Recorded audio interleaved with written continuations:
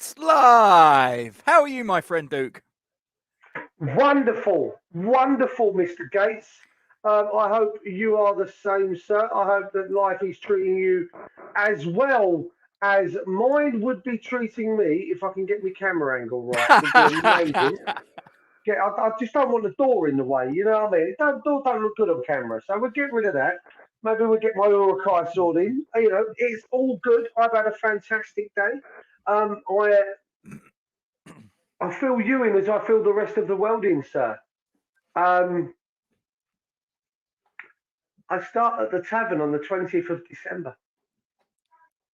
Oh, so you're going there before Christmas? Oh, wonderful. Before Christmas. Happy days. Yeah, it's been an eventful day for me. I've got my training. There it is. I've got my training scheduled for the next 7 days. 9 days.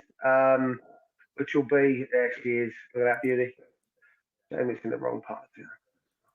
Yeah, I've got my training schedule and whatnot. If I may, Zenit have just equalised on the 94th minute. What, it's 3-3 now? Chelsea. I think we're awaiting something, but it's 3-3, 94th minute out of 96. Zenit have equalised. I've heard that it's about -12 over in St. Petersburg at the minute. Yeah, well, I'll tell you what, I'm actually on the final season of Game of Thrones, and I'm on episode 3, and I believe the temperature's probably about that on Game of Thrones, so they want to be warned that winter might be coming. I've never even seen a minute of it. I mean, I've seen clips of it on YouTube, but I've never seen... Yeah. I've watched... Oh, what, finished? I watched the opening season, I think, whilst trying to read the books. I have to say, I tried to stay behind myself. As I'm reading the books, I tried to keep the TV show behind. And then I kind of caught up and overtook myself and went, I'm not fucking reading it anymore. I'm not watching it anymore. I've got yum. And then at the beginning of my suspension for what's been going on here at the ball, Joe decided to let's watch it. And I'm not going to lie to you, we have literally binge watched. We're now on season 8. We are very nearly at the end. It's outstanding. So if you get the opportunity, mate, get watching. Even if you watch a couple of episodes a day, I mean, I won't lie to you. I think I went to bed at about 1:30 this morning because of the Poxy show. We had to finish season 7. So we've done that. And yeah, here we are. Hopefully I'll have it all finished before I start the tavern. I've heard it's got gratuitous swearing, violence, and scenes of sexual stuff going on. So right up your alley, then. I'm not going to lie. It probably should be something I'm fully up to speed with, but for some strange reason, for reasons that are unknown to me, it's eluded me thus far. Please don't forget to like, comment on, and share the stream. Subscribe to our YouTube channel and hit the bell icon for alerts on new content. And as always, thank you very much indeed for your support. And in actual fact, as I say that, I don't know if you clocked it, because we obviously we didn't quite synchronize our diaries on Monday, did we? It all went a little bit pear-shaped with the way that the draw. But we had a couple of in fact, I don't know if you've watched it back. We had a load of people that jumped on that I've never seen in the chat before. We had a Sheffield Wednesday fan, we had a Bournemouth fan, we had, because I didn't make a big thing of it being specifically West Ham, although the thumbnail had Mark Noble and Declan Rice either side of the FA Cup. Yeah. We had people that jumped on that never been on the channel before, clearly weren't West Ham fans, 2 of whom here, Puna Surchan, who says hello. Welcome. And you'll have to forgive me. I'm trying to remember. I think he's a Liverpool fan. I know that Elliot was a Norwich fan. I know that Elliot was a Norwich fan, and they've both said that they've subscribed. Hence why they're here, why they're in the chat. Although they obviously put it on before we hit go live, so I don't know if they're watching this live or whether they're going to watch this at a later stage. So either way, hello guys, glad you've come back, and we've given you a name check as well. So and Duke obviously says good evening to you beautiful people. So anyway, so small matter tomorrow of a match, and it seems a bit weird because I never in a million years I know you probably had a slightly different opinion because you set your stall out quite early, didn't you? And you said you'd I be did. disappointed if we dropped any points, which we obviously have, but we've still won the group with a game to spare. Now, I mean, I didn't foresee that we would, with a game to go. Yeah, he's in. Hello, Elliot. Hope you're well, mate. Thanks for coming back. Do appreciate it. Tell your friends, of course. Yeah, I got to be honest. I wasn't quite so confident in a strike. I thought we would go through. Wasn't totally convinced it would be as group winners.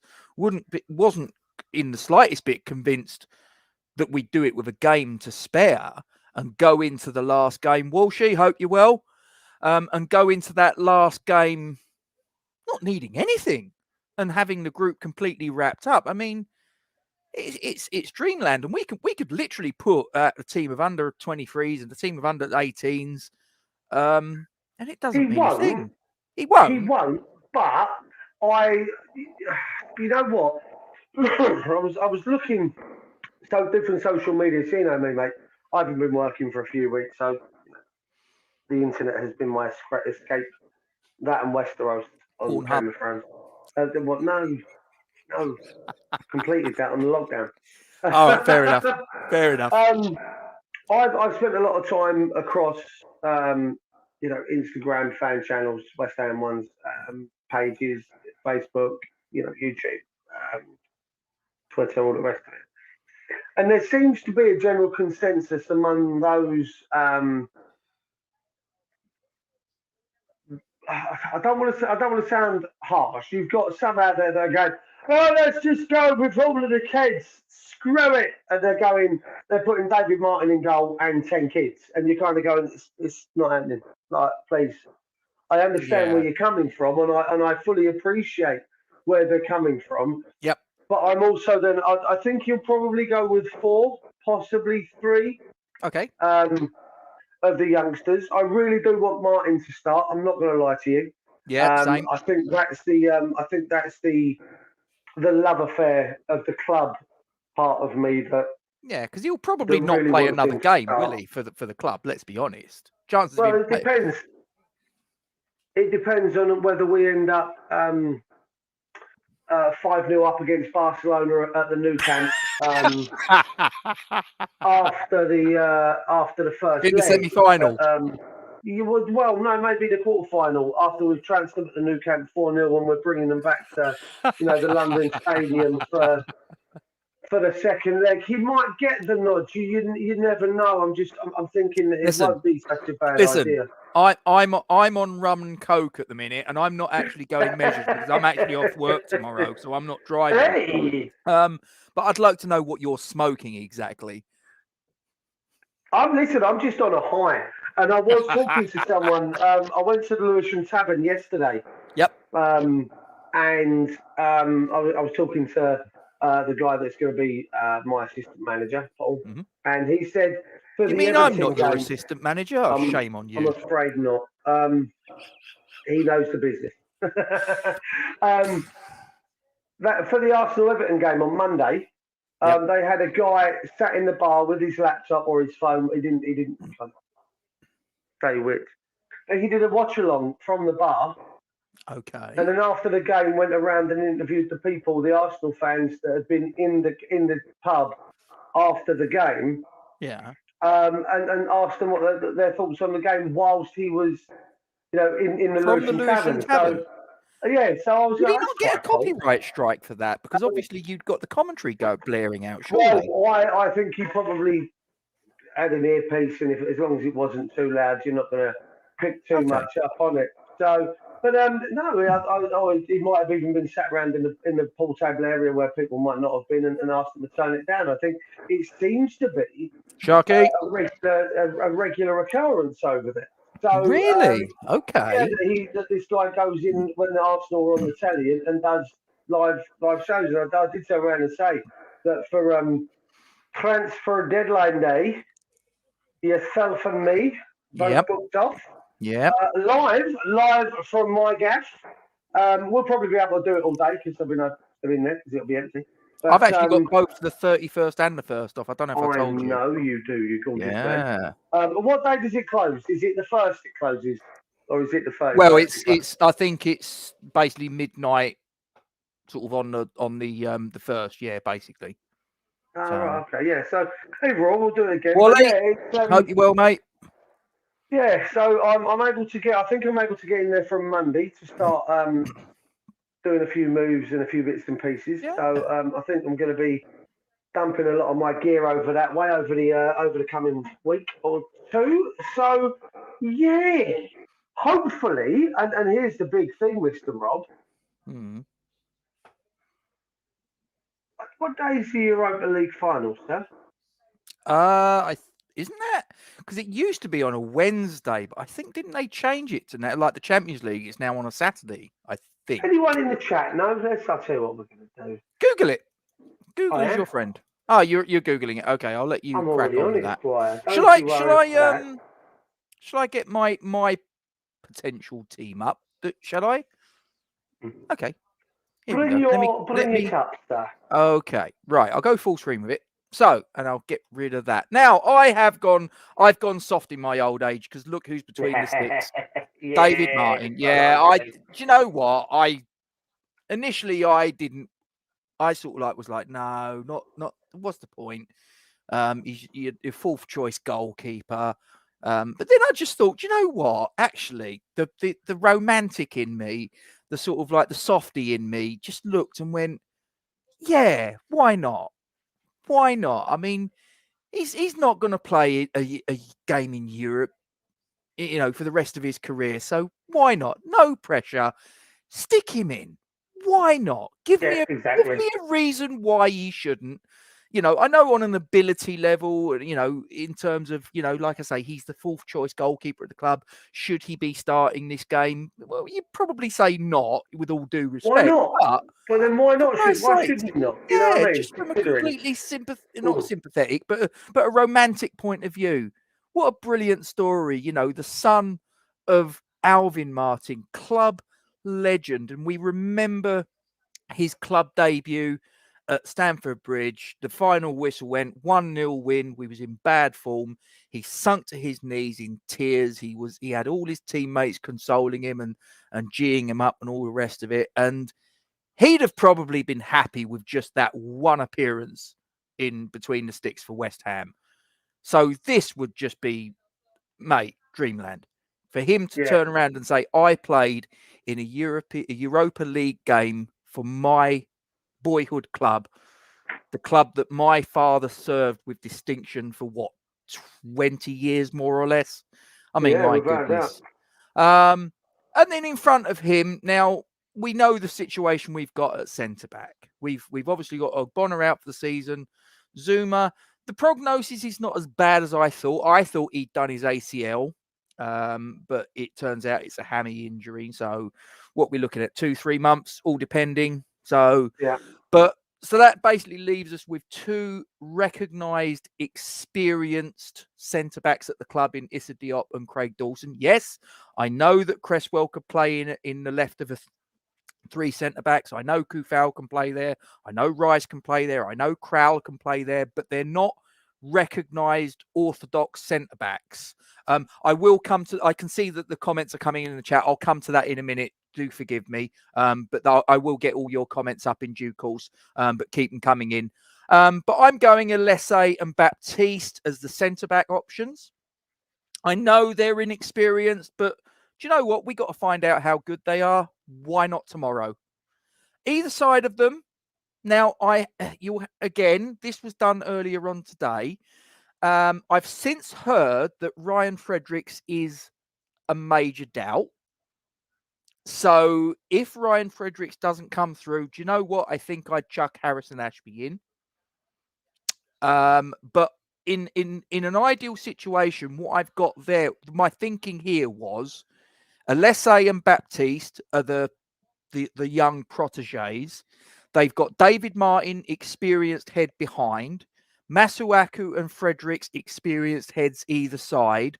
Noble and Crowell in front, experienced heads in front. So all angles, they've got someone that can talk them through the match. Do you see what I mean? But Yeah. as I say, the crimp in my plan is, like I say, since I put that together, I've heard that Fredericks might be struggling. So if Fredericks doesn't make it, okay, I would put Harrison Ashby in. No problem. But as I say, Noble and Kral in front. Noble with the armband. Brilliant. Now, Yarmolenko right, standard. Vlasic and Benrahma, although you could swap them around and put Vlasic in the 10 and Benrahma left, whatever, pays your money, takes your choice. I think they'll interchange anyway.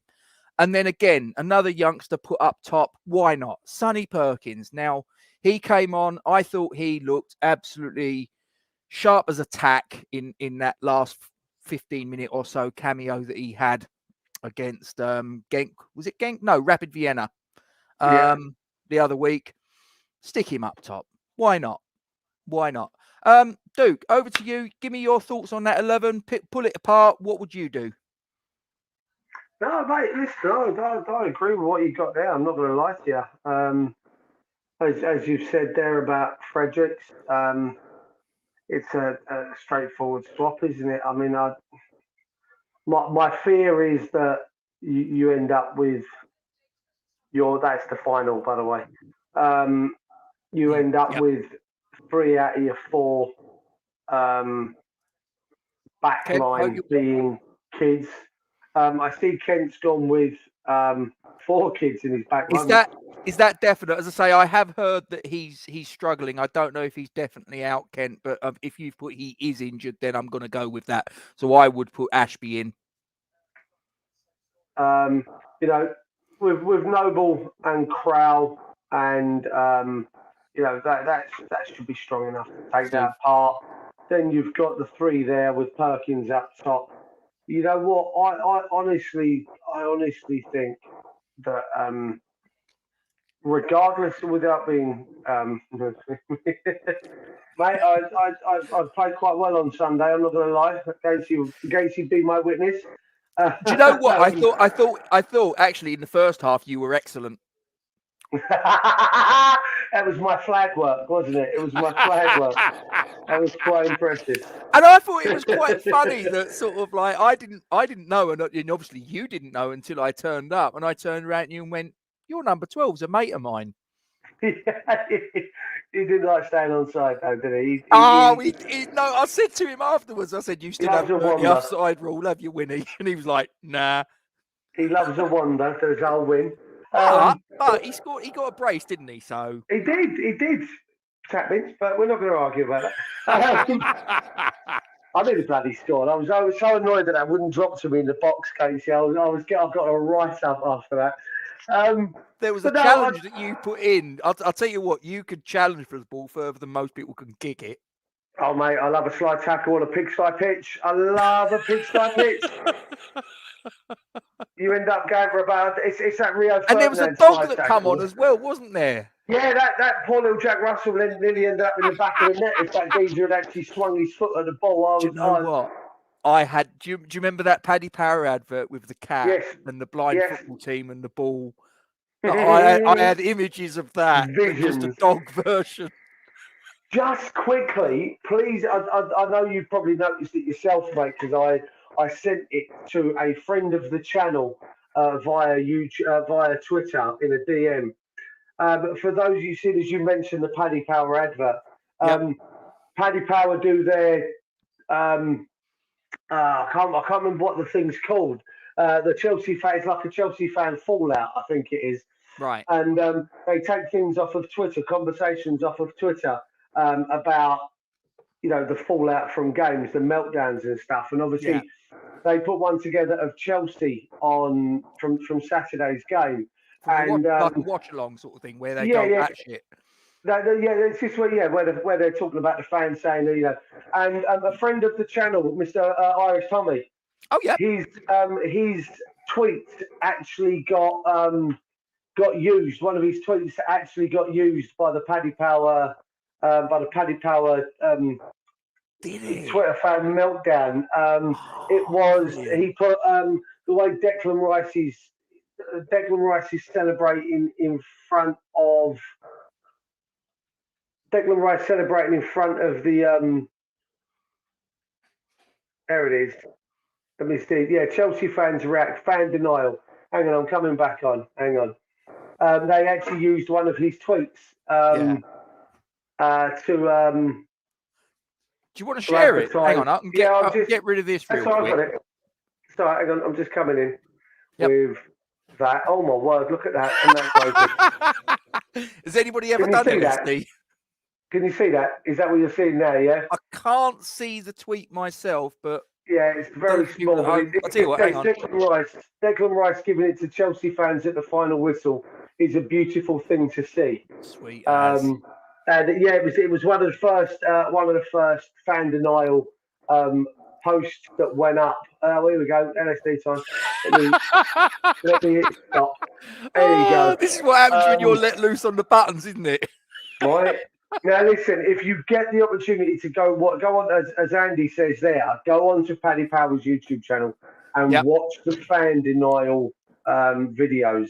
You've got ones, Man United fans meltdown. It's absolutely outstanding. And I literally was watching it on my phone, and obviously the tweets come up like it did there. And I went mad. I was like, this is Tommy! Like this, and was like pausing it. I know him. I know him. So yeah, if you get a chance to go watch them, Rob, give them a go because they are absolutely hilarious. But sorry, back to this. I've got to say, I see where Ken's coming from, where he says about dropping the back four. In theory, the back four have played together enough, even if they have Martin or even as Ken said, Ariola in behind them. They're going to have a strong keeper regardless, an experienced goalkeeper regardless, whichever way they go. They're going to have another, six in front of them that are strong enough to be able to not necessarily carry them through the games, because I have no doubt through, give them that little these pointers. kids will be able to do it, but they'll be taken through the game. With the experience around them, that they'll be able to come out of that with a bloody good experience. And if I take this from Elliot, I got to say. Oh, I would. Listen, I'll take a win tomorrow. I'd love a clean sheet. I'd take 4-0 would be amazing. Knowing our issues at the back at the moment, I will take a win, and a clean sheet would be amazing. Yeah. But if we don't get a clean sheet, I'm not going to be overly concerned. I wouldn't be overly concerned if we lost. I'm going to say it here and now. I'm not saying I want us to lose. I'm not saying I want us to lose. But if we lost 2-1, something like that, didn't get absolutely smashed off the park, I'm not going to sort of like come away going, oh, we're crap and sack David Moyes and all the rest of it. Do you know what I mean? Listen, if we lose tomorrow, there will be a few that come out with that bullshit. Well, possibly, but they're usually, there's always the odd sort of character around that wants to make a name for themselves, isn't there? So, yeah, but that is exactly where I'm at, Ken. I don't care about the result really. For me, it's more about the performance. I'm going to be keeping more of an eye, and I've got more of a vested interest in the progress of those younger players, whether they're starting, whether they come on from the bench. I want to see them guys learn, develop, and take that experience forwards in their career. Hopefully, the career will be... Rob, hang on a minute. Hang on. What? Hang on. Oh.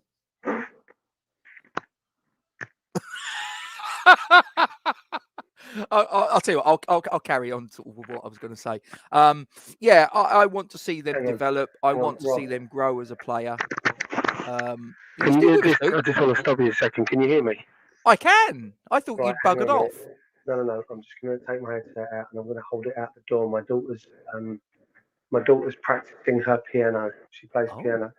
And she's currently playing the Fairy Tale in New York. I don't know if you'll be able to hear it, but hang on a second. Go on.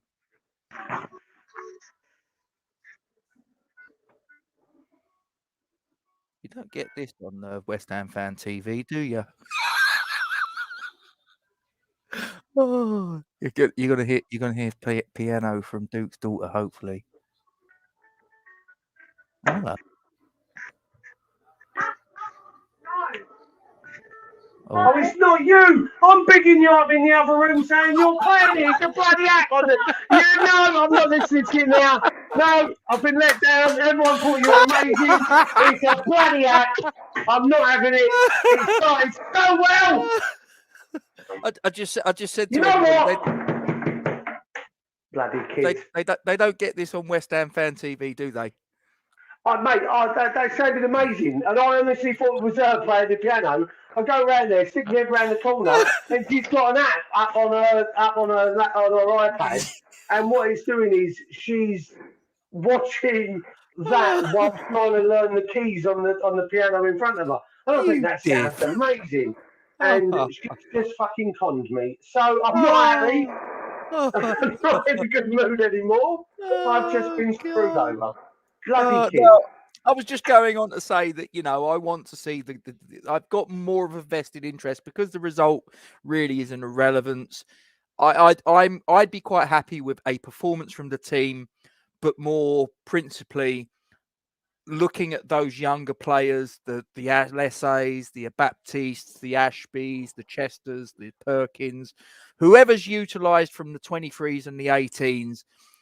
I want to come away looking at their performances individually and collectively and going, we've got players there that can make that step up and do what players of the past, like the Bobby Moores, the Jeff Hurst, the Martin Peters, the Paul Ince's, sorry, I'm going to say it, the Tony Cotties. No, but he did. He obviously stepped up from the youth ranks and he became an Doesn't mean I can't throw up when you mention No, his I name, know. But, we've got a tradition of bringing players through, and I want to be able to look at those players tomorrow from the youth setup and look at them and go, okay, maybe not all of them will go on to have full careers with West Ham, but will at least operate at a decent level somewhere within the professional footballing pyramid.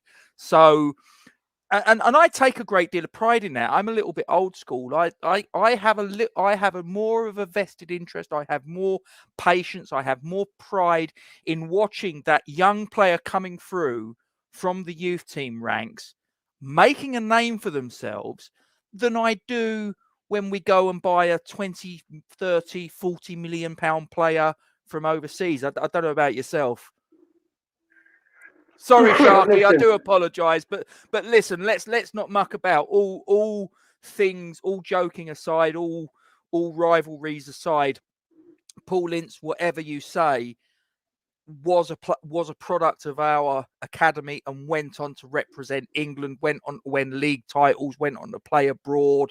Do you know what I mean? So he went on to have a magnificent career. I know we as West Ham fans have a certain view on him for obvious reasons, and that's completely fine. But if you just take a step back and look at his career, you've got to say, wow, and he was a product of our academy. So we do take a bit of pride out of that, even though what happened. Yeah, I mean, listen, I'm a big believer that the youngsters coming through are a key part of what we can do. They're a key part of what we can do going forward. Now, agreed. I am hoping that he gives a couple of them a shout tomorrow. I'm hoping that the kids perform admirably, Rob. I think he's the key part. I'm not saying I want them to stand out and be absolutely, legendary from off the bat. I just want them to be able to put in a shift where they look okay. Yep. I'm not asking them to be world beaters instantly. I mean, you get very few of those at times, don't you? That these players become world beaters instantly. Yes, Bobby Moore showed from a very young age exactly what he was capable of. Rio Ferdinand. Those players are few and far between, though, aren't they? Yeah, I mean, and that's what I mean. You look, Bobby Moore came through. Rio Ferdinand came through at a relatively young age and looked very good. Joe Cole had all of that talent at a very young age. And if I'm honest, part of me believes, I still believe that he wasted significant part of his career. I think I don't think he was. It should have been more. than he was. I think he I had agree. more than he actually showed. In fairness, I think he was underutilized or misused in certain teams, etc., that he played in. But we've had a few that have come through that can show that they've got that talent, and then we've had some that come through where we think, yes, these guys are going to be the next names. Nathan Holland is one that was tipped for some very big things, and his injuries have kind of let him down a little bit. Yeah, So, such a shame. here we are looking at another situation of, he's never going to hit the heights of Joe Cole, but again, it's kind of, in my opinion, could have done more than he's done in his career. So, there's a possibility that, Alessi or Coventry tomorrow, Baptiste come into the 11 tomorrow and absolutely tear it up. There's Reece a name Oxford, from the past. I He's will doing all right though. He's actually listen. made a little bit of a comeback in his career, as you know, wouldn't you? I take him back tomorrow. If in January he was on the table as an option, I take him back tomorrow, and I'll tell you why. Had a couple of friends that were, I think I had this conversation with you off air, Rob, once. That Reece Oxford was a more talented player and a more natural talent than Declan Rice ever was, and was tipped to be the better player out of the two, but his attitude stank and he didn't want to train, he didn't want to learn, and didn't want to develop. Whereas Declan Rice wanted to be essentially what he's become. Now, they're roughly the same age, these two boys. In fact, I think they are the same age, these two boys. And, Declan Rice is being tatted around at the moment for, between 100 and 125, 150 players, 150 million. Whereas Reece Oxford is currently, in the lower reaches of the Bundesliga, Just on this comment, sorry to talk over you there, Duke. No, just you're on this fine. Comment, Go on. Kent, 9:30 tomorrow. There's a transfer talk video going out, premiering tomorrow on the channel, where I talk about these three. So I'm a massive advocate of. And I'm not saying every signing that we have to go for has to be a championship player that we polish up, because that's just unrealistic. But I love when we do that, like the Jared Bowens and the Saeed Ben Rahmas. And I'm a little bit old enough to remember sort of players that we've gone into the sort of like the lower leagues. I don't remember the standout one probably from our history being Alan Devonshire. I mean, what was it, £5,000 from Southall? Yeah. I mean, that was, but I love it when it comes off. Don't get me wrong. For every Alan Jamie Devonshire, Vardy's one there's that's very similar, isn't it? Yeah. But for every Alan Devonshire, for every Jared Bowen, for every Saeed Ben Rahma, there is a Jordan Hugill. And you know what? That's not even. I hope it's a nice haircut, Cyber. That's not even necessarily Jordan's fault. No, I don't necessarily pin that on Jordan in the same way that I don't pin what's going on with Vlasic at the minute being his fault. In time, he will come good. Now, I just think if those boys come in tomorrow, and obviously, we're being told Fredericks is injured, so Ashby out there, and listen, Mash is probably going to be having to play now for a while. I've heard Cresswell with Benny being out and Cresswell. Well, Cressy might even have to drop into a back five. Well, I've heard Cresswell might be struggling for the game on the weekend against Burnley. Not too much of a huge drama, that one, Gatesy, to be fair. No disrespect to Burnley, and I'm certainly not going to rule them out, but I'd rather have him for the Tottenham game. Agreed. Yeah, so I'd rather see maybe Longello in there, as Kent mentioned earlier. So as far as I'm concerned, you know what? These boys come in, just do an admirable job. I'm not saying set the world on fire. Yes, sadly. But we can go number 10 Downing Street at Christmas and have a party. Allegedly. Yeah. Don't get me started on that, mate. Honestly, I've been listening to the commentary on various radio stations about what's going on there. I am fuming. I am not a Keir Starmer fan. Okay, I'm not. In fact, anyone that works in that building up there, I can't stand them. I think they're all arseholes. That being said, he was talking about one of his MPs, his benchers, okay, Yeah. and he said that last year her mum was she come down with COVID and she followed the rules and didn't go around the house and stayed away. Her elderly mother. 2 days before the alleged party, her mum was rushed into hospital and put into ICU because she couldn't breathe properly. Yet she stayed by it. She followed the rules that the government had put in place and didn't go to see her in hospital and stayed at home and didn't go out. And then 2 days after the alleged party, her mum passed away, and she, couldn't go to see her. Yet here we are with all of these arse bandits, these arse hats, having a party, taking the proverbial piss out of every single one of us who followed the rules to a letter. Here they were saying, make sure you grass up your neighbours if they're having a party. We're going to have one. We're going to have one ourselves and screw the rest of you. So, listen, if and I wouldn't wish ill on anyone, but I just think they're taking the piss. And if they think that people are going to follow the rules around engagements and stuff, listen, we're going to have the COVID passport. We're going to have to, if we want to go to the football, we're going to have proof of jabs or proof of a test. We're going to have to. That's just what's going to be in place. And that's not West Ham's fault. That's not the London Stadium's fault. But we're going to have that in place if we want to go watch these games.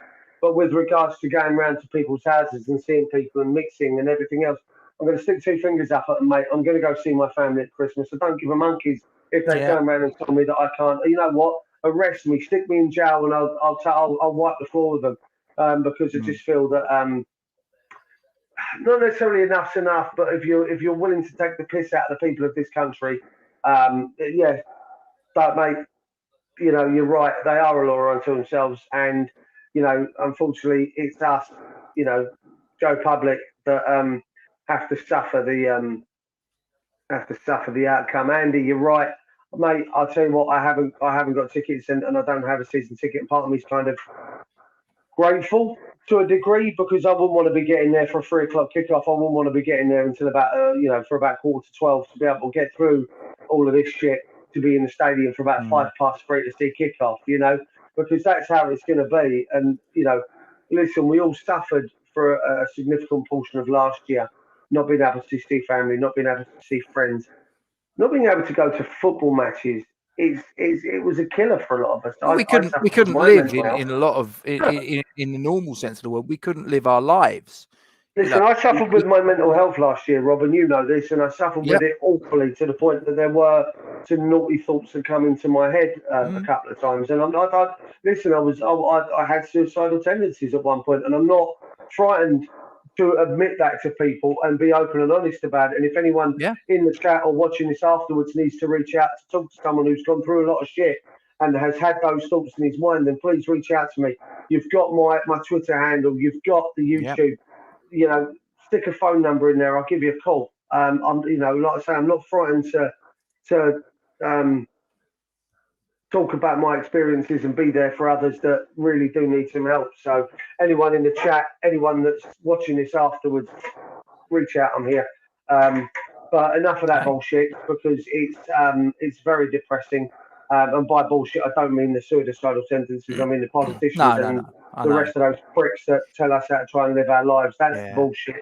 Let's talk about something that should be a pleasant day tomorrow. Andy, I'm sorry to hear that, mate. I am. It's heartbreaking for all of this. It really is.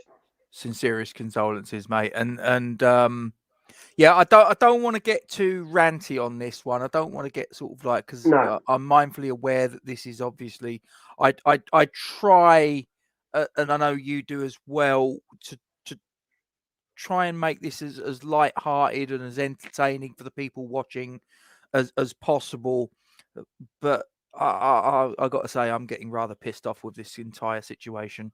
Really, just put it this way: if I unload with my exact thoughts, we'd be here for a long time. The channel would be banned. And I'd probably shock a lot of people.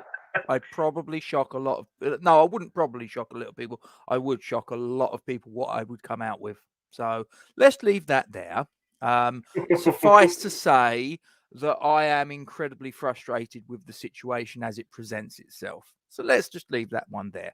Anyway, so that's the team that I would like to see take to the London Stadium tomorrow, barring obviously Fredericks, who I understand is injured. Yeah. So Ashby in place of him. Now I would normally with the Premier League teams and all the rest of it, I've tried to put together what I believe would be the 11. You got no idea. No, it's not a question of that. I just can't be asked. I'll be completely honest with you. It's a game that means absolutely fuck all as far as we're concerned. Excuse my language. Oh, I love you, Casey. So I'll tell you what I've done. I've just gone right. That is the yeah, pretty much. That is the last fixture that was played, the corresponding fixture. And just to put that up there. And the same goes for me. I haven't typed it, but you know, if anyone wants to sort of pop anything into my my Twitter DM, which is at Mr. Robert Gates, or if you want to put it into the at Balls Talk one, whatever. Just the same as Duke, because listen, just going off of topic for a minute, right? I think everybody struggled, and I'm not. I know you're not alone in that, Duke, and I can honestly say I've had real moments where this last year, 2 years have really sort of grinded my gears, and I've struggled. I've got to be completely honest there. I've also struggled, and if anybody wants, as same as Duke, if anybody wants to reach out into my inbox and sort of like unload on your problems, I can't promise. It's right now, Gacy. Yeah, I can't promise that I'm going to have the answers. I can't promise that I'm going to be able to do anything other than to listen. But sometimes that can be of a help to someone out there. So do you know what? Again, same as what Duke says there, you know, I'm happy to listen, and I can't, like I say, I'm not going to promise I'm going to have the answer to every question, but like I say, my inbox is there, and if you need to utilize it, please do. Anyway, back on topic. I had to get that off my chest. Because this last year's been shit. Yeah, exactly. I don't know what noises she just made in the background, though, mate. No, that's my dog attacking my son. Oh, good dog. He needs to come in with better food. But no, listen. We're all, and I'm not actually too bothered if anybody that's watching this isn't actually a West Ham fan. We're all human beings. We're all going through it. This last year, 2 years has been crap. No, you know, and that's me being rather polite. I could use other words. I'll just stick with crap. This last 2 years nearly has been crap. We've all had to put up with wearing of masks, vaccinations, 2 meters, don't see your family, this, that, and the other. And then you hear this bunch of people that we've put into office have, like you say, basically taken the piss. And you know, I heard a little extract. Again, I'm going off the topic, but fuck it, whatever. Jacob Rees-Mogg, oh, we're all socially distanced. We're all at least 2 inches apart. And I'm just sitting there going, you've only got a job because your constituents voted you in, you moron. Yeah. And guess what? Your constituents can put you out of a job as well as put you in the job. So don't take the piss out of them. Don't take the piss out of them, because they're the reason you're not there. So anyway, back on topic, back in the room. Right, okay. That was the corresponding fixture between ourselves and DINAMO ZAGREB, which was in Matchday 1 of this particular group. Now, do you remember that back pass? It seems like such a long time ago, but that back pass from Theophile Catherine, if that's the way it's pronounced, I don't know. It's Oh, what, when Antonio was like, shump. That's it. That's it. He's the number 28 in that particular slide there, and seems like such a long time ago. But it's funny because if I've got 3 slides to show you guys, I can't work out what formation they're going to put out tomorrow because each slide their formation has changed. In that one there, they've gone 3-4-2-1. Yeah. That was in the corresponding fixture, the game in Zagreb against ourselves. Now, this here is their last Europa League match where they, as you can see, went 4-4-1-1. Okay. Now, if I then move on to the next slide, ladies and gentlemen, as the Chris Whitty and Patrick Vallance often say at the old debriefings, 4-2-3-1. So quite what formation we're going to face tomorrow is, to be quite honest with you, anybody's guess, Duke. And to be perfectly honest with you, I could sit here and sort of like say, oh, you know, I hope this player plays. I hope that player doesn't play this. And I couldn't give a shit. Couldn't give a shit. Listen, you know me. Normally, I'm like, you know, oh, I hope this player plays. I hope that player plays. Oh, you know, this, that, and the other. I couldn't give a shit tomorrow. It's completely irrelevant. It is. It is. Tell me I'm wrong. I agree with what Ken says. I'd like to see. I would like to see Orsic. Yeah, or is it Orsic? Oh, hang on. No, Orsic, yeah. I'll tell you what, he's the one that was it a hat trick he scored, didn't he? He did, yeah. I'll tell you what, he I wouldn't be averse to seeing him in a claret and blue shirt. I'll say that right here, right now. Now he probably won't, but I in the games that I've seen him play, he looks decent. Yeah, agreed. But as I say, normally I try and look at fixtures. I normally guys that are watching this that are Patreons of Hammers Chat know that Gio does a little thing for Patreons where he'll sit there and he'll sort of try and run through the 11 that the opposition, he believes that the opposition will put out. I just can't be asked to do it today because it's just like number one, my knowledge of Croatian league football is not great, to say the least. And like I say, when you look at those last 3 slides, it's like, well, it's 3 different formations, completely different personnel from one to the next. But having said that, they need to get something out of tomorrow. We don't, because as things stand at the minute, they're second in the group. If they lose, though, and Genk beat Rapid Vienna, Genk will qualify ahead of them. So there's something on this match for DINAMO Zagreb. Do you think that kind of puts a little bit of an advantage, if you will, for DINAMO Zagreb? Because they're facing a team that have nothing to play for and they have everything to play for. Do you think that gives them a slight advantage in this contest? Yeah, of course it does. Of course it does. They're gonna not necessarily over us, but just take it easy, Steve. They'll have something to play for, so they're gonna have to come out and they're gonna have to go at us, which may do us a favour, Casey. Now, you've said, as it stands, a couple of moments ago, as it stands, Benfica are currently beating Kiev. Oh. Bayern are currently drawing with Barcelona. Okay. That puts Benfica second and Barcelona third in Group E due to their head-to-head record and goal difference. Does it go on head-to-head record before goal difference or vice versa? I'm not sure. I think goal difference at the moment is in Benfica's favour. So currently, Benfica are on -2 goal difference. Barca are on -4. Currently drawing. If Munich take the lead, it's going to be irrelevant anyway. But as it stands, Barcelona will drop down into the Europa League playoffs. Do you want that? Yeah, I do. All right, okay. Let me rephrase let me rephrase the question. Not from a prestige point of view, because I think it's fair to say, and I'm not listen, Benfica are a big club.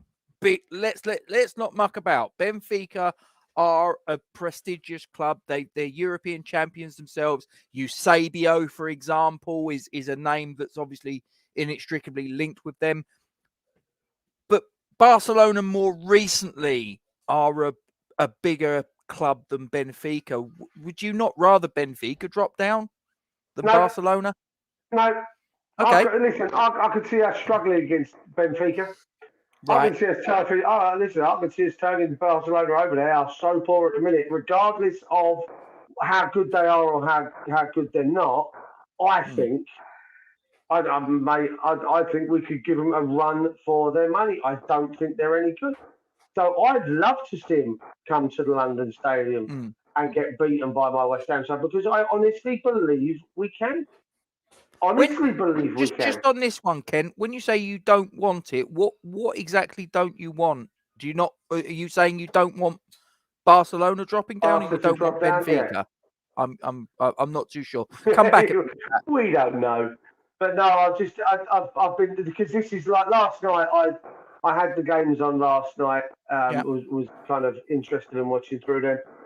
Kieran, Jason's not put it Hey. up yet. There it is. Hope you're well, buddy. Hang on, but just before you go on, Kieran, because you've obviously been in. I think you didn't you say you went to Australia in about the late 80s. Are you an adopted Aussie? And if so, are you cheering on the Aussies in the Ashes? Because I'll tell you what, that was when I got up this morning, I was like, we lost a player to the first fucking ball. Seriously? All out for I think it was 150 something. I was like, what? Really? God dear. And just so you know, Facebook user, I I've got don't it. know who you are. Who is it? It's Ian Taylor. Ian, thanks for coming along, my friend. I hope it is an easy home win, but we'll see. All will be revealed tomorrow. But you'd prefer Barca over Benfica, seriously? Oh, all day long. As I say, I was watching the games yesterday to get just because I wanted to sit there. This morning, I think Same they as me, said mate. a. They said that Nothing wrong with it. oh, five of the eight have already been done. Yeah, I think five of the eight had already been done, including Zenit from today, because Yeah. they couldn't go up or down in their league. So five of the eight, as of this morning, had already been finished, and obviously. This is one of the key games this evening is the Barcelona Bayern Munich game or Bayern Munich Barcelona game, Yeah. because this has the this has obviously has a key element to this. One of them, they'll drop. And I'd love to listen. As I said before, when we've done, I think I said it during the Man U preview for the League Cup game. I said if we're gonna win them, I really hope that's tongue in cheek. I really hope that's tongue in cheek because they will never be finished. Well, they're in the shit financially. Let's They're not in the muck shit about. financially. That And being and said, speaking mate, of finances, where are you going, Duke? Where are you I going? Are was you going to going where I'm say, going? no, go on. All right. I was going to say, in terms of finances, Iron Man, I don't remember seeing a DM, right, okay. a DM with a screenshot that I need to have from yourself with a certain £50 donation that you're going to make to Isla. You know it makes sense. I was going to say they're not the only team that financially at the moment because there Well, are there's a some lot team in the that will Premier League. be. There's a There's a lot that team in will the be Premier because of League currently COVID. that are I think they're about 38 million shy of being 800 million pounds in debt. That's that club from North 17. Yes, and the ones that are currently going to be struggling to field a team over the weekend. Fair play to you, Iron Man. Fair Well play. done. Listen, it's a shit time of year, to be fair to you, It mate. is. So Good we get it. man. Fair play to Good, you. good man for addressing it, though, and I do appreciate it. Superb. There are a lot of sides. We were in a situation not so long ago when we were looking at, $500 million in debt, weren't we? £500 million, and here we are bitching and moaning about the poison dwarf and granddad at the club. Uncle Dave. That they were stripping money out of the club, by paying interest and all the rest of that shit. Yeah. I'd rather be in the situation we're in right now than the Spurs situation. I don't say that tongue in cheek. I don't say that to take the piss. I'd rather be in our situation right now. Hang on. Just, he's going to the Gabba Friday corporate box, and I'm the only pommy out of 10. I'm going to get slaughtered, but I'll give him a go. Good man. Good to know you haven't gone completely native, Kieran, because you've obviously been there a long time, and it would kind of be understandable, but I'd like to point out, don't take this with you, Elliot. Don't want that. But as I say, honestly, listen, because obviously, for those of you that have joined us latterly, Elliot joined us in our FA Cup draw stream. He's actually a Norwich fan, but we welcome him with open arms, as we do with fans of any club. I couldn't care less if there were. No. If I've got to be nice. I'm moving over that way. If they're nice people, we welcome I've got to be nice. I'm moving over that way. Exactly. It depends on what she's doing to the poison dwarf. If he's been poisoned, she's trying to suck the poison out. I'm not going to judge. Depends he's been bitten on the end part of his anatomy she's sucking. Yeah. I'm not. Well, I don't think they should. But what's the Premier League ruling on it? I think that I don't think they can they? This is a completely batshit crazy time that we're living in. So surely they can't have. I mean, listen, they without being rude, Spurs were they not forced into playing us after the alleged Lasagna Gate incident? Was that they were forced? But that was the last day. Again, I get that this is a slightly different situation, obviously with the pandemic and everything else. But let's be honest, Spurs. I'm not quite sure. Yeah, see, again, there's this. We don't know the situation with.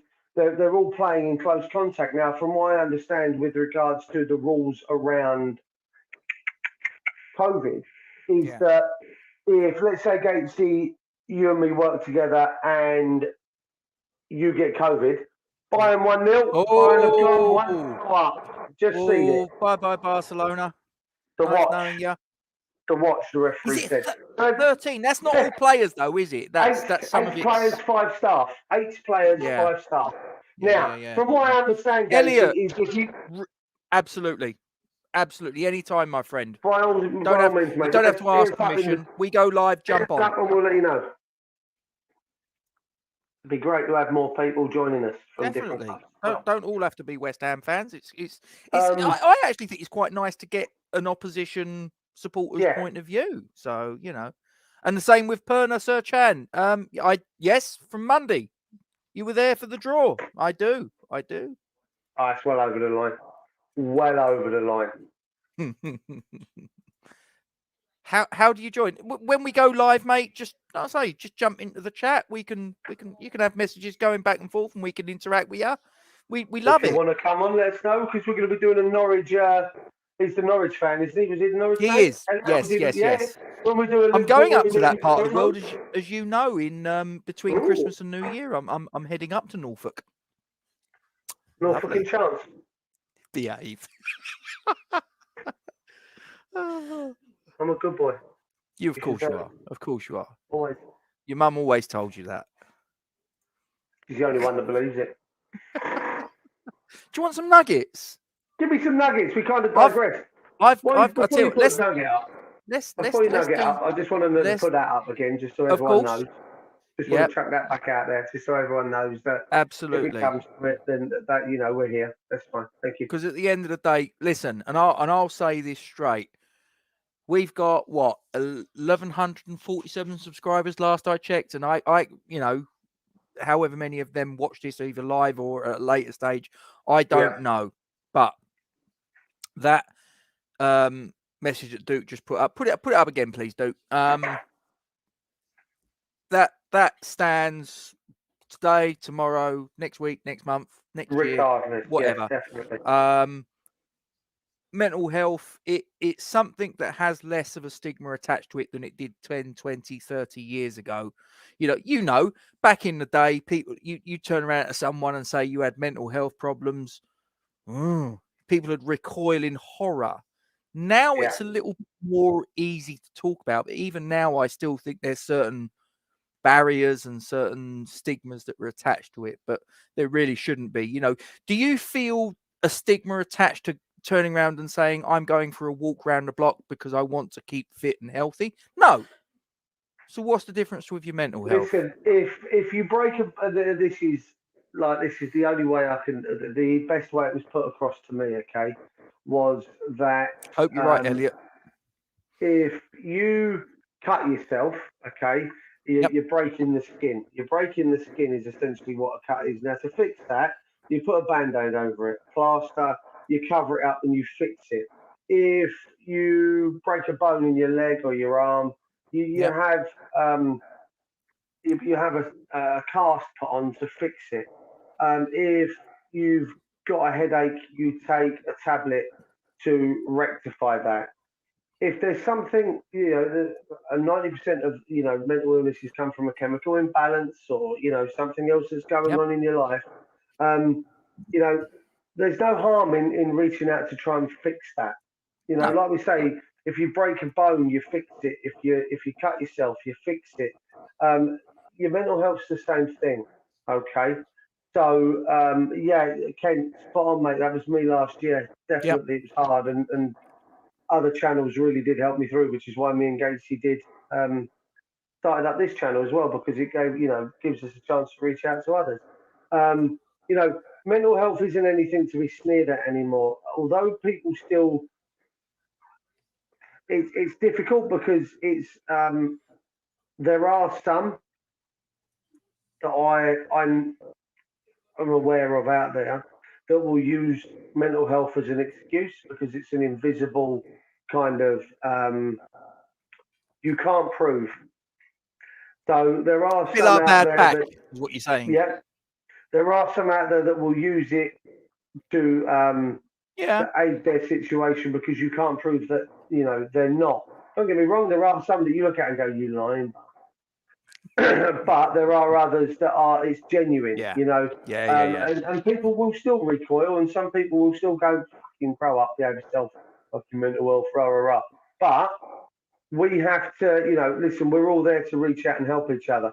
And if me and Gatesy are able to offer that support, and like we say, we might not have all the answers to all the questions that are going on in your life. But I'll be honest with you, I ain't even got all the answers to the questions of everything that's going on in my life. To be honest with you, I kind of make it up half the time and hope for the best, a bit like our channel. But you know what? If it takes 20 minutes of you ranting and venting, and I sit here and I listen, and you come off the phone going, "I feel better now. I feel better that I've had someone to let that go at." Might not be that you ask me for advice. It might just be that you just need someone to go and let it all the out. Samaritans, isn't it? A lot of the time. I mean, I've never phoned the Samaritans, but several times in my lifetime I have. I'm not going to lie. Well, absolutely fantastic organisation. But a lot of the time, you never actually heard any words back. Would that be fair to say? Mate, there were a few times when, especially in my younger years, when I used the call lines for the Samaritans, and they're fantastic. I'm not going to lie to you. If I'm honest, and Gatesy, you and I have spoken about this, and again, I'm not ashamed to hold my hands up to this. About 3 weeks ago, I spent about 45 minutes on the phone to a counsellor, a mental health counsellor. Everything that's been going on with my current work, living situation, possibly being homeless at Christmas, all that shit bore down on me for about a week or two. And shit, the bed did I crumble. And I'm not going to lie, I crumbled like a motherfucker on the phone to this person. and they must have thought, what in God's green earth is going on with this fella? And it was just like, as I went. But it was fantastic to have that person on the end of the phone. She was really good with me, and she gave me a lot of some good advice, some good people to reach out to. And you know what? Here I am sitting with you guys, being able to offer that because she put me back on a good path. And things are certainly looking up for me now with the Lewis and Tab and everything else. Rob, you know what's going on. So, Yep. really good place. And Ken, yeah, that's it's there is a stigma attached, and it really is unfair that people use Yeah. mental health problems as an excuse, because it's unfair to those that do actually have those genuine serious issues with mental health. That you've got some people out there that do it. I'm probably going to say something quite harsh, controversial. I don't know, but it's a bit like, and my wife has said this on numerous occasions. But I suppose it's a bit So like, you grass her up. No. But it's. I don't mean to be crass or vulgar, but it's kind of like when you say that, sort of like people that say they've got mental health problems that don't, and it makes the people that have got the mental health problems, it makes their life much more difficult if in a certain sense of ways. Well, my wife's often said that about rape victims. Do you know what I'm saying? That when you get people that cry rape, it makes it more difficult for the As a people that revenge tool. genuinely had that act inflicted upon them. And I'm talking men and women, because men get raped as well. Yeah, nice. It makes it much more difficult for those people to have the courage to come forward and feel that they're going to be believed. Do you know what I mean? Yeah, without a doubt. It And like I makes say, it I'm harder. not trying to be controversial. I'm not trying to. No. Listen, But it's you hard know the enough in point the I'm world trying as to it is make. without adding. It's hard enough for people. It's hard enough for people to come forward because of a stigma that's attached to it. Let alone with people out there that, as I say, use it as an excuse.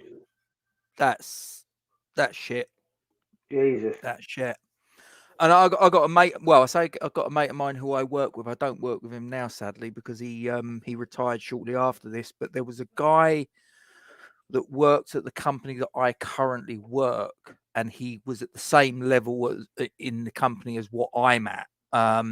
Because I'm at a certain level in my company, and I don't want to sort of like blow my trumpet and sort of say I'm this, I'm that, whatever. But I'm on a certain level. I'm not sort of like down there. I'm a little bit further up the ladder, sort of thing. I'm not sort of top of the ladder, but I'm a couple of rungs up. And there was another guy that's on that particular rung of the ladder. And this poor sod during COVID, and it was actually basically this time last year, lost his mother-in-law and his wife to COVID. And just to make it a little bit more to illustrate the sort of like the situation that unfolded, he was very, very close to his wife were very, very close to the point of retiring. They were very, very close to sort of like, right, okay, work's done.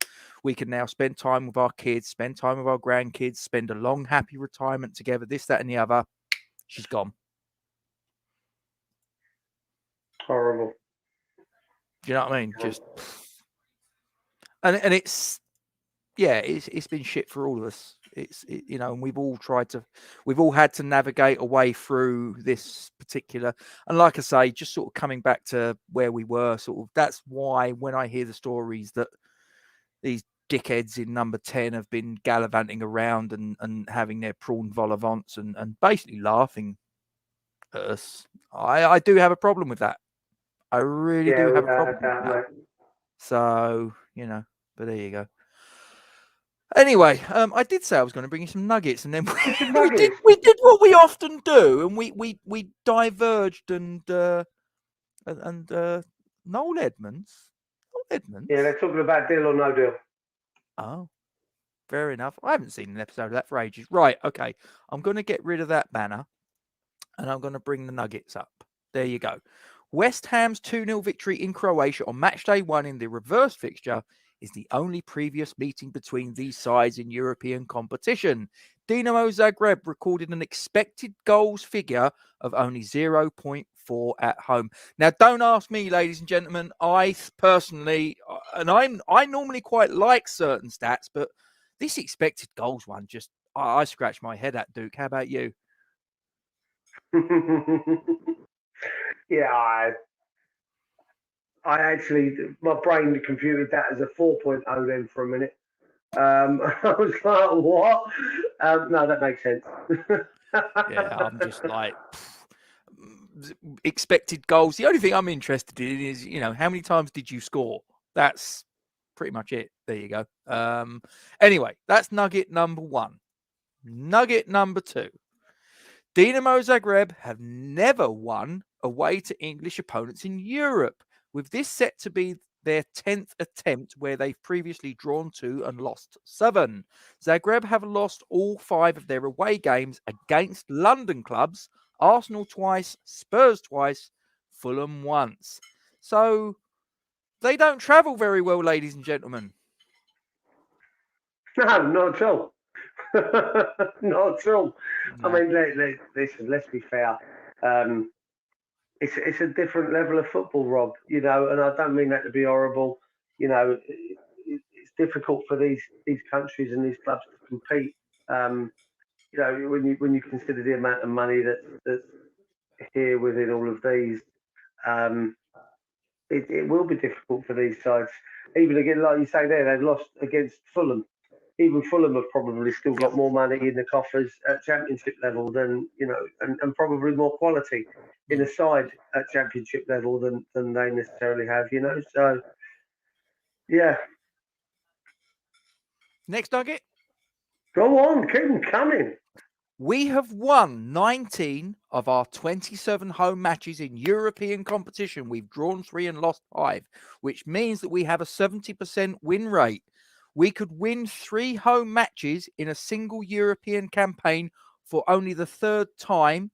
3 in 1964-65, when we obviously went on to win the European Cup Winners' Cup. Didn't we And just? and 4 in 75-76 when we again reached the final but came up short against Anderlecht in 75-76. There you go.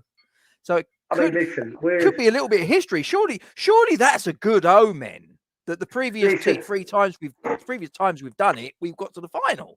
yeah, and you know what? You've got this game tomorrow. And then the good thing for us in essence of I don't know injuries Elliot, and games coming thick and fast. We don't play in Europe again until I think it's March, isn't it? So about that, we yeah. have like a 3.5, 4 month period between playing again on a Thursday. We fingers crossed we pick up a victory against Spurs in the League Cup, and we might have a couple of Wednesday games scattered. Yeah, so it is 4 months. Yeah, we might have a few games scattered. Even one more. It'll only be one more game scattered into a Wednesday night or Tuesday night or two because then it'll be the semi-final 2-leg in the League Cup. Yes.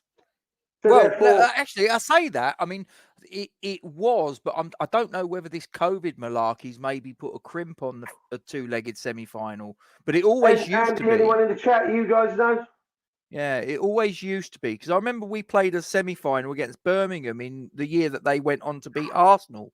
I remember we went and watched. We lost I was there in the first leg. I was there at the first leg with my brother. We won 2-1. And then we went to Birmingham. I think we lost 2-0 or 3-1, whatever it was. And obviously Birmingham went to the final and went and turned over Arsenal. I mean, listen, I think, like I say, so if we beat Spurs, we've got 2 more games on a Tuesday, Wednesday that are not league games. If it is a double legger, 2 legs, then you've got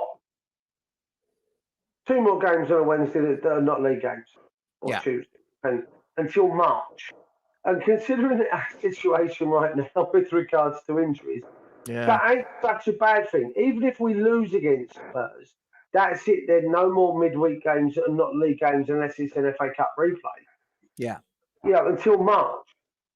It benefits us to a certain degree that we're now not playing Europa League until then. What it Yeah. does is, if we're clever, is we can bring in a Matthias Ginter, we can bring in a Dennis Zakaria. Now I'm glad you brought him up. Do you think David Moyes has been watching this channel? I'm not sure if Moyes or Klopp is. Someone's watching this bloody channel and going, there's a guy on this West Ham YouTube channel. His name's Duke. He's on Forge for Mine.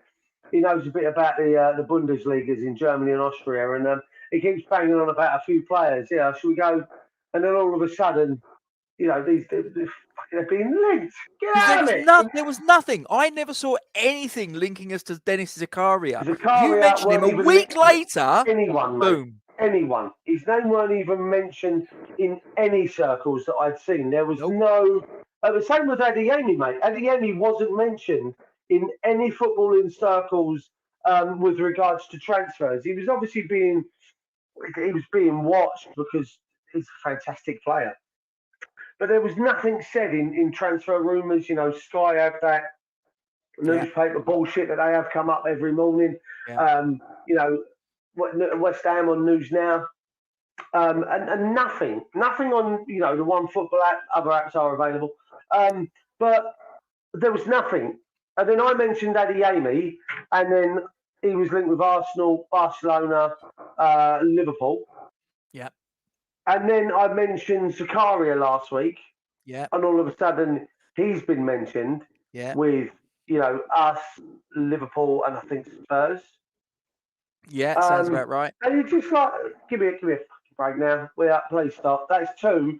I mentioned Ginter on Hammer's chat the other day because I was talking. Oh no, it wasn't. It was on West Ham News Network with Russ. I mentioned Ginter on that yesterday. I think it was.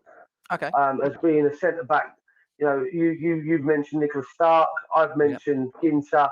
I think there'll be one of them 2 coming in January would be ideal. Both would be amazing. Loan or permanent? I'd actually take Ginter. Well, Ginter on a permanent, considering he's out of contract in the summer. Got it. Yep. And then I think Stark, isn't he? Well, if he is, £9 million, we'll get both of those deals done each. The only reason I'm asking that is because would that then put an obstacle in the progression of, say, Jamal Baptiste? No, because you've probably now got a year left, even when he comes back on Ogbonna. Depending on, I know his contract's up in the summer, but we were talking about extending it. If he comes back, he's got 1 year left, essentially. Yep. And with that knee injury, you don't know whether that's going to be a deciding factor on whether he decides to pull it a day early. Dawson doesn't have an extended years left in his footballing career. He's probably got another 18 months to 2 years, or kind of a premium, I say first choice if we bring in someone else. Premier League starter. Yeah. So then you're already looking, although you've got those 2 coming through, you've still got 2 more coming in. Do you see what I mean? So if you lose Ogbonna and Dawson to, end of contract or end of career, you still have 2 more strong players. Then it's up to Baptiste and Elise to challenge the likes of Diop and Zuma, or Diop and Stark or Ginter, for that role of being the essentially the second 2 down. Do you see what I mean? Yeah. So that'd be the way that I, if I was in Moyes' shoes, you've got, we kind of we're reactive in a way. You look at the situation, and don't get me wrong, none of us would have assumed that we would have lost our 2 first choice centre backs to long term injuries. We would never have believed it. But with the League Cup, the FA Cup, the Europa League, and the Premier League, 4 centre-backs was never going to cut it, even if one got injured. So you obviously must have a bit of... Although, having said that, we've got Rice that can play there, Souček that can play there, Crowd that can play there. I know it's not ideal, and you wouldn't ever want to... It takes away the strength from the rest of the team, doesn't it? You know what I mean? Yeah. But that being said, I think if we can get one or both of those in January, listen, Lingard's coming. There's no point in me even bringing it up in a situation. We know he's coming.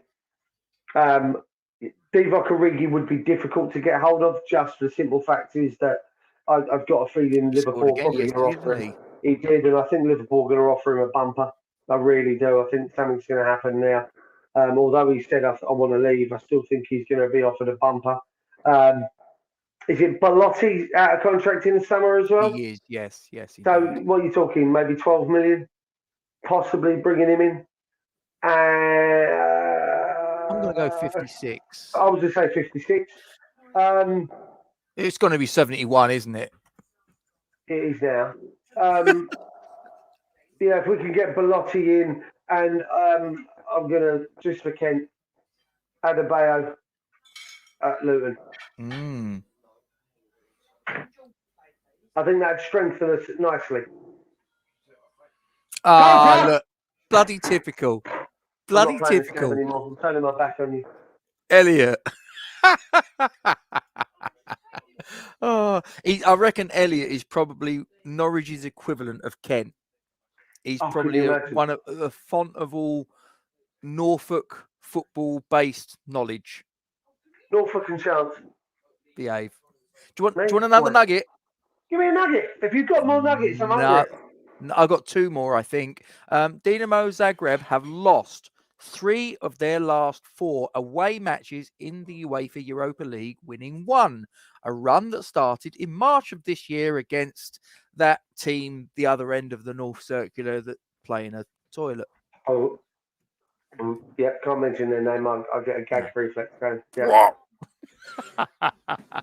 So again, that's something that you look at and go, okay, it's not sort of the be all and the end all, but it's an interesting little factoid, and it kind of puts a little bit of a positive spin on things as far as we're concerned. Definitely. Elliot, good choices. Good choice. Very good choices. Our captain on our vice captain. One more nugget, I think there is, if I've counted it correctly. Yes, indeed. So no player has provided more assists with 3 than West Ham's Aaron Cresswell in the UEFA Europa League this season, while he is also the only player with multiple assists directly from set plays with 2. Can I ask a question? Fire away. Is that in the whole of the Europa League or just West Ham? Yep. The whole of the Europa League.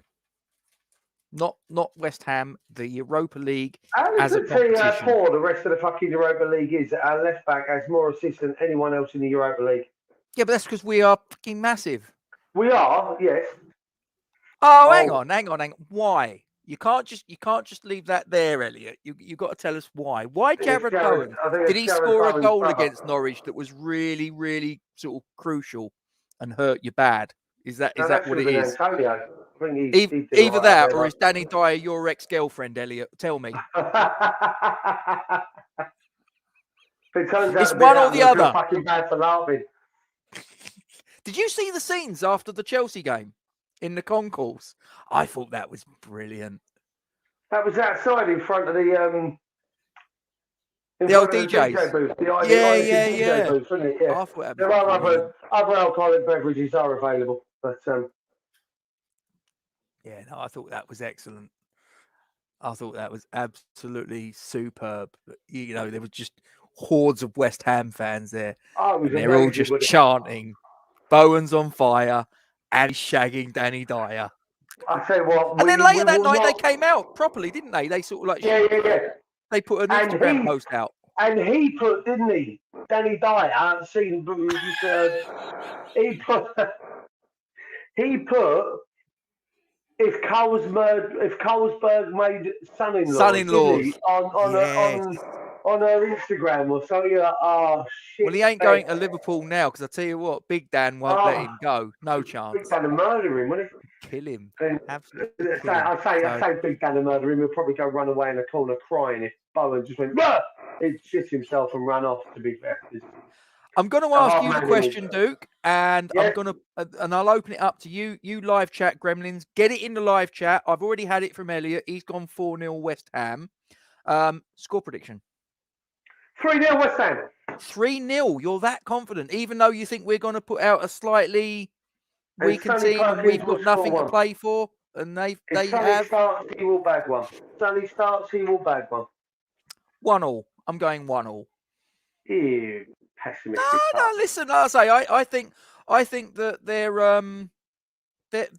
they've got something to play for. They need a point essentially, don't they? I mean, I think if they get a point, I think the way it works out, I think that there's no chance that Genk are going to win by enough of a scoreline to overtake DINAMO Zagreb. So I think realistically, for them, a point is enough.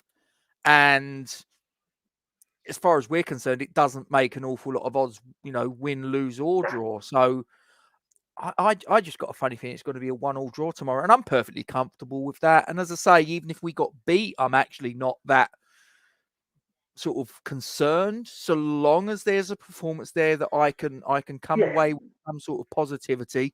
And in the main, look at those young players that are utilised, whether from the start, whether from the bench, and go, that's a player right there that I can see having a future in a claret and blue shirt at the London Stadium. Happy days. I'm going to go with Yarma, Perkins, and a Vlasic first. Okay, interesting. That's what I'm going to have. I'd like I say, I'm going 1-1, so I'd like Sonny Perkins to get the goal. I'd love him to score. Yeah. He just he came on in that game and he just looked so enthusiastic, and his story's brilliant, isn't it? I mean, he became he's played as a striker completely by accident. And on his debut in that position, scores the perfect hat trick. I mean, good God, you couldn't make that up. Did you see Oku Flex? No, bagged the hat trick. The hat trick against Palace, yeah. But he can't play because he's he wasn't registered, was he? Yeah. It's because I think he needed to be at the club for a year before he would have been eligible or something like that. So, are we able to register him for the second part? I don't believe so. No, because he only joined us in August, didn't he? Yeah. I think he's got to be here for one full season before. I think if we qualify for European competition next season, Occo Flex then becomes available. That's my understanding. I could be wrong, but that's my understanding. Interesting. But he looks a talent. I got to say, he's a player that I would love to see in the first team. Yeah. So what is he? 6'2", 6'3" already? He's quite a tall lad. Yeah. He looks a physical specimen. So, right, are we gonna leave it there, my friend? I think we should. We've gone for an hour and a half, and I think about 25 minutes was football. Yeah, and we've talked politics, we've talked mental health, we've talked all sorts of shenanigans. Ellie's just giving his 11 for Norwich. Krul, Aarons, Gibson, Hanley, Giannoulis. I've got to be honest, that is not a player's name that I'm familiar with, but Gilmore, yeah. One you can pronounce. Norman, McLean, Cantwell, Ida, and Pookie. I'll tell you what, I'd love to know how Max Aarons is still a Norwich player, and I'm not saying that to try and they get him from Forest. Don't know, but I've got to be honest, he's been a player that I've been impressed by when I've seen Norwich play. Cantwell I like. Gilmore, I mean, I know he's not a Norwich player as such. He's a player that I think has been quite good when I've seen him play. Pookie, I think, with all due respect, Elliot, I think Pookie looks a good player in the Championship, and when he's got to the Premier League, he's very up and down. So, Spurs' conference game is off tomorrow, is it? Now, in that situation, does that mean that the other team get the points, or does the fixture get replayed? What? I was about to ask that, and by the way, it Yeah. wasn't Max Aarons, it's Matty Cash that went from Forest to Okay. to Villa. Matthias Gudka, whatever his fucking name is. I was about to ask that myself if they give away 3 points, because when are they going to replay it now? I know you've got plenty of time until March when the games kick back in, but okay, hang on a minute. Hang on. Then. I'll tell you what, I'm just going to Google this. Hang on. Just bear with me. I'm doing the same thing with regards, because obviously if their game's off tomorrow now. Okay, so their game was against Rennes. Okay, now, so that gives Tottenham a distinct advantage because, okay, Rennes have won the group. They're on 11 points. They've won the group. Done. Yes. But they are in a battle with Vitesse Arnhem, who will play Mura tomorrow. Now, let's just suppose that, and I don't know whether the Vitesse. Hang on, let me have a look. Is this a right? Okay, it's in Arnhem. Okay, so it's the home of Vitesse Arnhem. So you would make Vitesse Arnhem favourites there to get 3 points against Mura, who's only 3 points. And did Rennes not beat Spurs last time round? I believe they did. So you'd again rewind. You'd make Rennes favourite. No, it was 2-2. Oh, was it 2-2? But even then, Vitesse win and Spurs draw. Spurs are out. Or they're out because you don't go down for the Conference League, do you? But would you not say that because I think it's goal difference is the first separator if teams are locked on points. So let's say at the moment Vitesse's goal difference is inferior to Tottenham by the tune of 2 goals. Yeah. Let's just suppose, for argument's sake, that tomorrow Tottenham do not play Rennes, Vitesse play Mura, and Vitesse win 3-0. 3-0. Yeah. Okay, which puts their goal difference at +4. Tottenham then know exactly the result they need before they take to the pitch. Now, in the same way that this is why the Premier League games at game 38 all kick off at the same time on the same day, for exactly that reason, that you don't want one team to have the advantage of knowing when they take to the pitch exactly the result they need to obtain a certain outcome. So therefore, I don't think that is, and this is not me talking as a West Ham fan because it's Tottenham, that it gives them a hell of an advantage. Yeah, I don't make it right, but again, it's you and me saying this, isn't it? Yeah. We did hear that, Elliot. Yeah, great. And is it from the 15th of December, I think it is? Brilliant. But yeah, no, I just think I think it hands Tottenham an like I say, I'm not saying that it's a situation of their own making. It's unfortunate. But at the end of the day, that's not the problem of Vitesse Arnhem. No. No. And if Leicester apparently have 7 players out tomorrow too. So if that's the case, is their game binned? And if it isn't, then if Leicester can play, why can't Tottenham? I've got it here. Don't worry. That's 7 players. Didn't Tottenham have got 8? So it's just 1 more player. And I'm not being funny. Do you not think that Tottenham have got a bigger squad in the first place than Leicester? Because I'd imagine they have. Oh, look. Hey ho. Yeah, I don't. Well, strange situation. I can't get any more news up. So.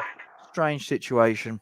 But listen, I suppose there are rules and laws and regulations that are in place that have been put down by UEFA. So I'm guessing that this is all within the rules of the competition. But it doesn't sit right with me that when you come to the last game of a competition, I know it's not the last game of a competition, but it's the last game of the group stage, that you're going to have a situation where a team goes in with a distinct advantage against the others. But whatever. I don't think too many people care about that, mate. To be honest with you, at the end of the day, I think UEFA are going to want to have United, sorry, Tottenham still in there because they're a big draw for whatever goes on in that league. It's a crap, crap competition, but Tottenham are going to be a big draw in that. That is true. That is true. Guys, we're going to wrap it up there. Please don't forget to like, comment on, and share the stream. Subscribe to our YouTube channel and hit the bell icon for alerts on new content. And as always, we thank you very much indeed for your support. Duke. Oh, before I just turn to you, for those of you guys watching still, please don't forget to copy and paste this link onto your social media platforms. Young Isla Caton, 7 years of age. She's battling neuroblastoma, very, very debilitating cancer that she's got that she can't get any treatment for in this country. The family have had to deal with this for the last however many years. It's an absolute shitstorm. And, at the best of times, especially when you factor in the fact that for the last 2 years, nearly, we've put up with COVID, and that's been a hell of an obstacle with this family. So please, West Ham fans, whatever fans you are, even if you're not a football fan, just let's come together at this time of joy and happiness for all of, most people in this world, Christmas. Let's try and raise a little bit of joy and happiness for this family. Let's come together. Get this onto your social media platforms. Get this out there. Get the message out there that this young girl, this family needs our help. That's all we need you to do. Doesn't cost you a penny. Just put it out there on your social media platforms. However, that being said, if you've got some money in your pocket and you feel motivated to give to this particular fighting fund, to this particular cause, you've got the Just Giving link there. Please don't let me stop you. No donation is too small, and give generously. And as always, guys, we thank you very much indeed for your support as always. Got Elliot there, says he's going to get some sleep. He's got to get up at 7 o'clock.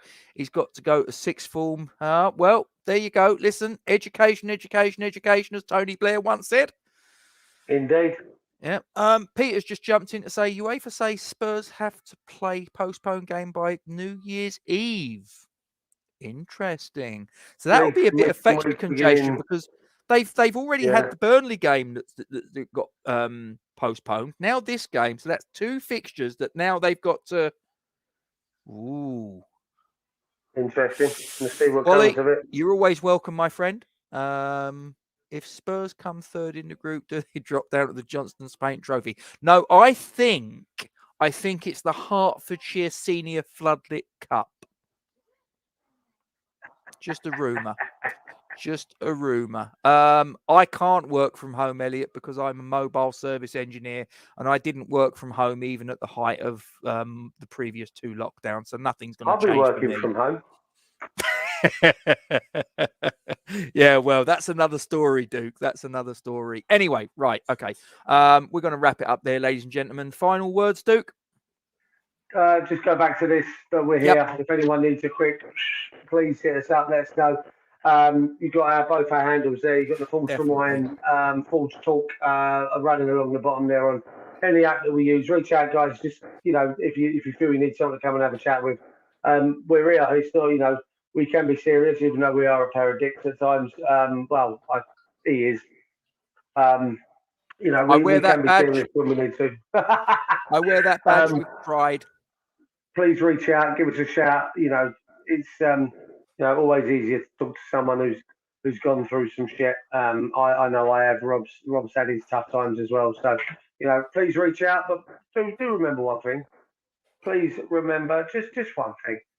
In the grand scheme of things, we're fucking massive. We are, and we're getting bigger by the match, and we've got plenty more left in this season. Thanks for watching, guys. Stay safe. Come on, you Irons.